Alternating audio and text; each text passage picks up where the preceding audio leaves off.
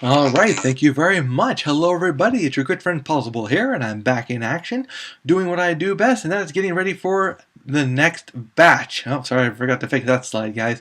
Yes, we're actually previewing. We're not reviewing here. So did the trailers really sell us on movies like Non-Stop with Liam Neeson and Julianne Moore?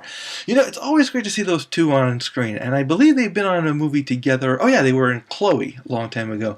So this one is Non-Stop, where basically Liam Neeson takes a flight, catching the red eye, to London, where all of a sudden somebody threatens to kill everyone on that plane unless he gets paid some money.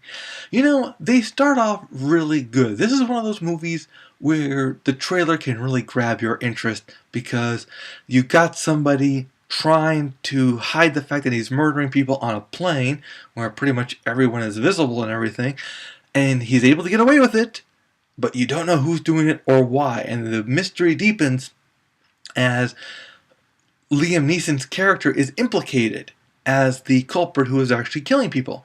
We know he's innocent, of course, or do we? But, so I guess that's the mystery, that's the joy. These movies, however, can be such a letdown. You've heard the movies I've named. Flight with Jodie Foster. Oh, I hated that movie. Red Eye. I have yet to see it, but I heard it's pretty bad.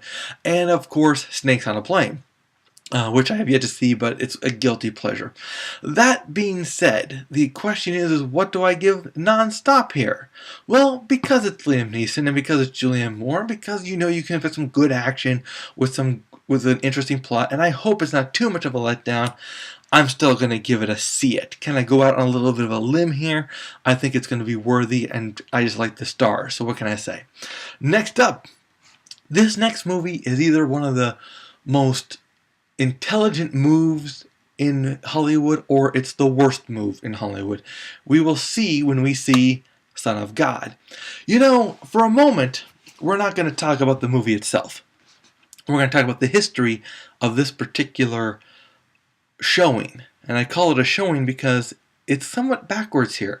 The Son of God is not a movie. It's actually a recut of a TV miniseries.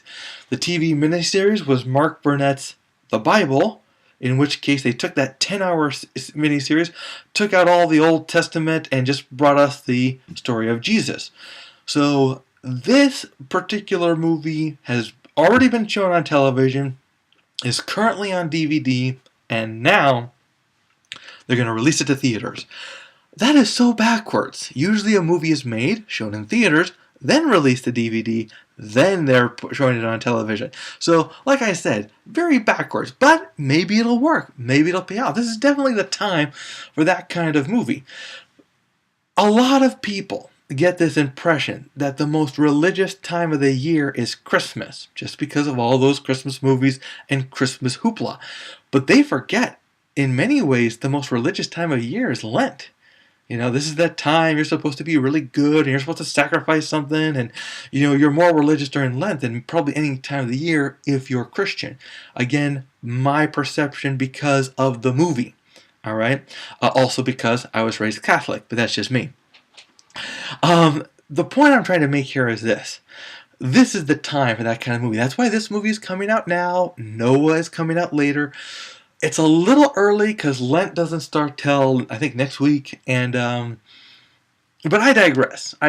We're here to note the movie. Well, the movie should obviously get a see it because of all the great reviews. I'll be honest, I've never saw it. But since people have already seen it and people have loved it, I gotta give it a see it because we know it's good. That said, it really doesn't get a see it. Here it gets a saw it. People have already seen the movie. You know, it's already been released, so it's not like there's too much of a mystery here. Kudos to Mark Burnett for taking this chance. Like I said, this is either going to be a really brilliant move or a really bad move. It's one thing to release a familiar story. It's another thing to literally re-release it. It's like, hey guys, you saw it, you loved it on TV, you bought it on DVD, now see it in theaters. Yeah, we'll see how that flies. In the meantime, guys, that's it for me today. We'll catch you at the theaters.